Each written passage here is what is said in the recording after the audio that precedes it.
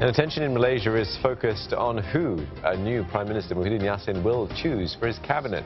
Day one on the job has been occupied by meetings with government officials. Mr Muhyiddin has come to power by forming a new coalition with UMNO. It's a move that's raised concerns that criminal charges against senior UMNO leaders, including former Premier Najib Razak, may be dropped. Now, for more on developments in Malaysia, we're joined by Dr. Francis Hutchinson, Senior Fellow at the Institute of Southeast Asian Studies here in Singapore.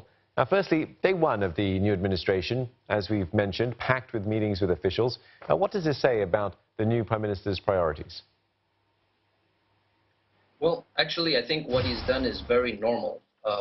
If you go back to state theory, what is the first thing that a state needs to do?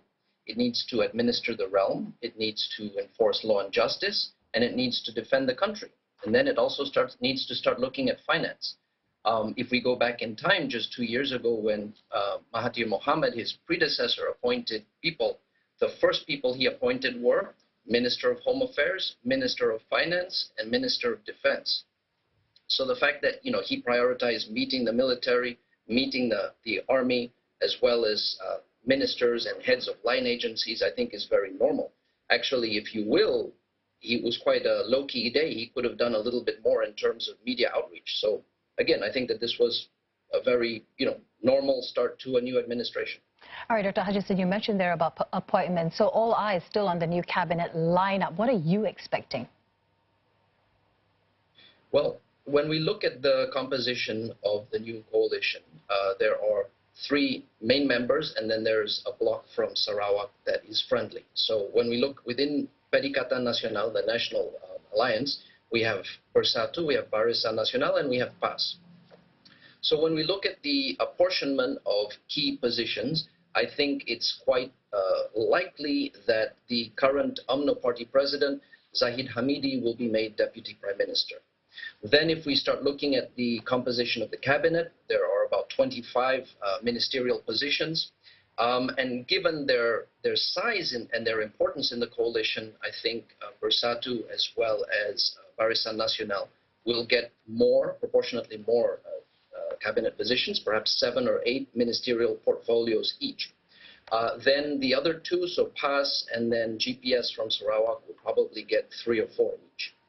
In terms of key appointments, I think we can expect Azmin Ali. So he's the person that led a breakaway faction from Anwar's party, PKR, and they've now joined Bersatu.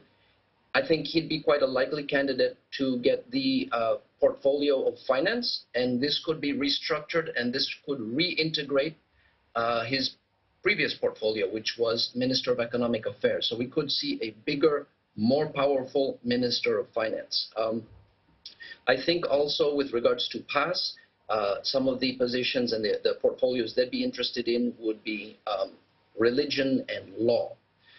Then I think we also may see relatively more portfolio positions being given to GPS from Sarawak to bring them more closely into the coalition, as well as to have more representation from people from East Malaysia and other ethnic groups, Bumi Putras more widely.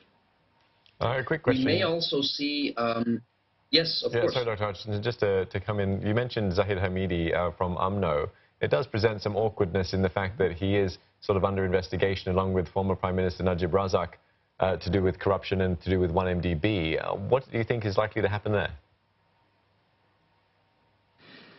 Well, that's a good question, and I think that's what everyone is asking. And that certainly is one of the various burdens that this new administration is going to have to carry, right? So they are incorporating one of the coalitions that was voted out, that were, to quote Mahathir Mohamad, the losers, right?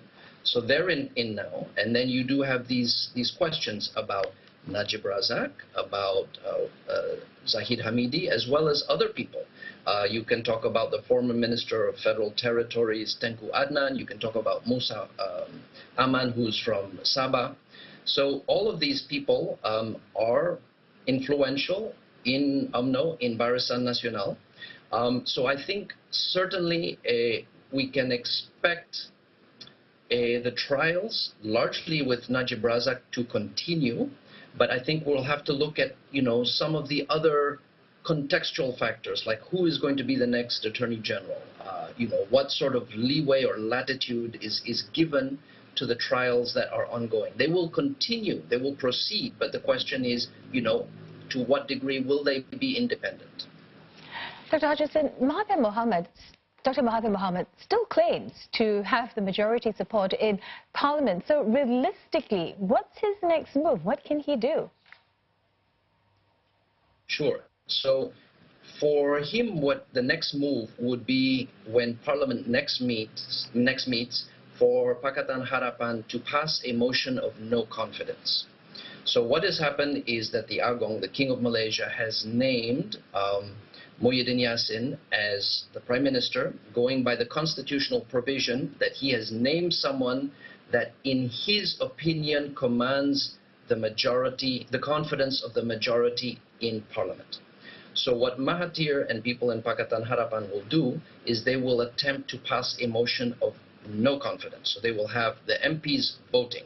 So if we go by their statements over the last couple of days, they are alleged to have 112 people on their side. So that is a majority of 1 in the 222 Parliament. So if they are able to have that passed, and they are able to vote, and they are able to maintain their current numbers, then in theory, what would happen then is they would have a chance to approach the king to argue again that they actually do have the majority, the confidence of the majority in the Parliament, and this is a confidence of 112. The thing is, we do not know when Parliament will sit. It is scheduled to sit next week on March 9th, but it could be delayed, and this time could be of the essence, because what this means is this is more time for the new governing coalition to approach people and to encourage them to cross the floor, which is something that is allowed under the Malaysian Constitution. Thank you so much for sharing your insights and analysis there. We've been speaking with Dr. Francis Hutchinson, Senior Fellow and Coordinator, Malaysia Studies Program at the Institute of Southeast Asian Studies at the Yusof Ishak Institute in Singapore.